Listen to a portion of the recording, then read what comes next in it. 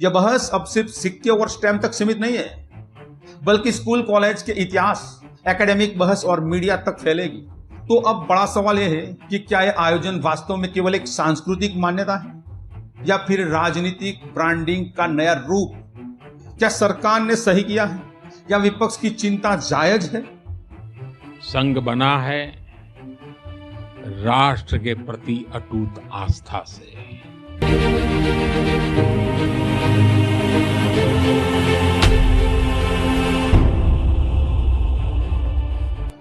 नमस्कार दोस्तों, आपका स्वागत है द ट्रेंडिंग टॉक में। आप जुड़ रहे हो संजय पटेल के साथ। मित्रों, 100 बरस का सफर, एक संगठन की कहानी, कभी सेवा, कभी विवाद, कभी सियासी निशान।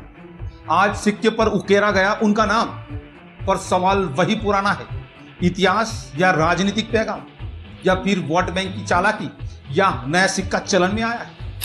दोस्तों, भारत की राजनीति में आज एक ऐसा कदम उठाया गया जिसने बहस और विवाद दोनों को जन्म लिया। मौका था राष्ट्रीय स्वयंसेवक संघ यानी आरएसएस की शताब्दी समारोह का, और इसी मंच से प्रधानमंत्री नरेंद्र मोदी ने एक 100 रुपये का स्मारक सिक्का और एक डाक टिकट जारी किया।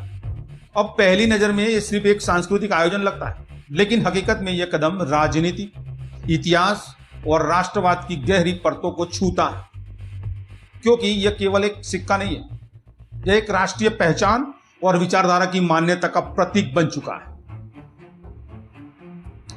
अब आरएसएस की स्थापना साल 1925 में नागपुर में डॉक्टर केशव बलिराम भेडगोवर ने की थी।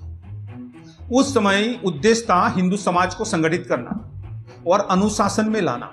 100 साल की यात्रा में आरएसएस अब विशाल संगठन बन चुका है, जिससे इर्द गिर्द भारतीय जनता पार्टी समेत पूरा संघ परिवार खड़ा है। अब बात करते हैं आज के समारोह की।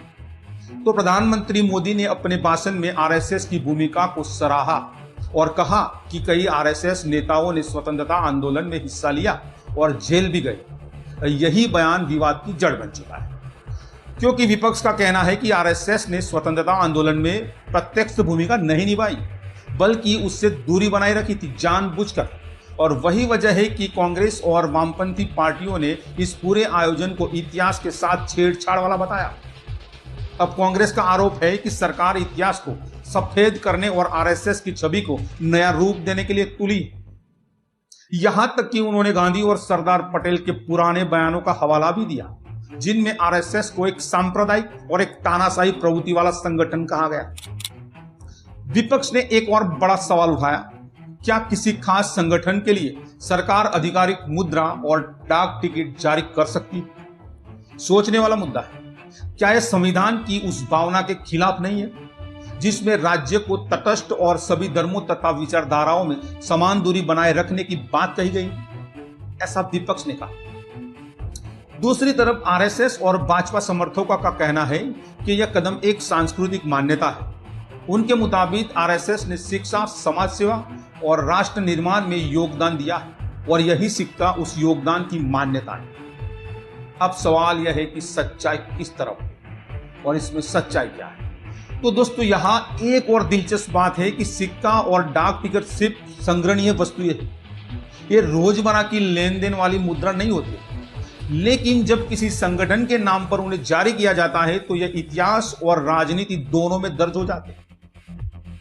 अब राजनीतिक तौर पर देखें तो इसके 4 बड़े तथ्य निकलते हैं। पहला, यह संदेश है कि राष्ट्रीय प्रतीकों में आरएसएस की जगह तय की जा रही है और धीरे धीरे आरएसएस को राष्ट्रीय मुद्रा में गणित किया जाता है। दूसरा, चुनावी स्तर पर सांस्कृतिक राष्ट्रवाद को हवा देने का यह बड़ा कदम है। तीसरा, विपक्ष को एक मजबूत मुद्दा मिल गया है जिस पर वह चुनावी कैंपेन में सरकार को घेर सकता है। और चौथा, यह बहस अब सिर्फ सिक्के और स्टैम्प तक सीमित नहीं है, बल्कि स्कूल कॉलेज के इतिहास, एकेडमिक बहस और मीडिया तक फैलेगी आने वाले समय में, आने वाले चुनाव।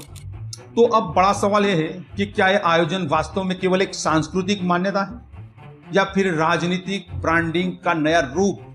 आप क्या सोचते हैं? क्या सरकार ने सही किया है या विपक्ष की चिंता जायज है? कमेंट बॉक्स में अपनी राय लिखिए। और हाँ, मैं अगली 3 बड़ी कमेंट के लिए अगला डीप ड्राइव वीडियो बनाऊंगा इसी कंटेंट पर, क्योंकि यह बहस आने वाले चुनाव और आने वाले भारत दोनों के लिए बेहद इंपॉर्टेंट है। और ये मुद्दा गहराई तक सभी भारतीयों के तक जाना चाहिए। तो मित्रों, आज के लिए इतना ही। अब तक चैनल को सब्सक्राइब नहीं किया तो चैनल को सब्सक्राइब कीजिए, बेल आइकन प्रेस कीजिए और मिलते हैं अगले वीडियो में। तब तक के लिए जय हिंद, जय भारत।